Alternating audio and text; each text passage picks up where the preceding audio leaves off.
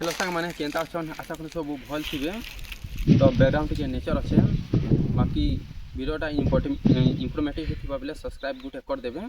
तो आपण मैंने सब जानछन आमर ओडिशा पुलिस डिस्ट्रिक्ट कॉन्स्टेबल बहुत जल्दी आसवा लगी जाऊे आमर आसवा समय बाहरला ना आसूचे।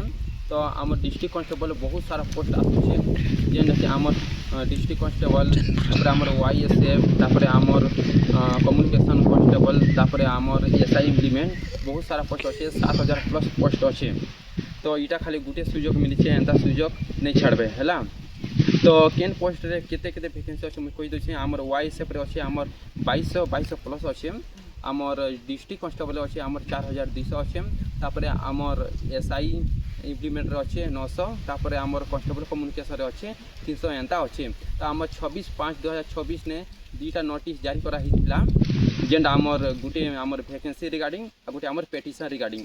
तो आमर पेटिशन रिगार्डिंग मुझे कहीदे आमर OPRB आमर OU TSS के जिते एग्जाम माने पहले नहीं होता के सेटा इहादे से निजे कंडक्ट करवा बोली करी गोटे पेटिशन देइथिला है।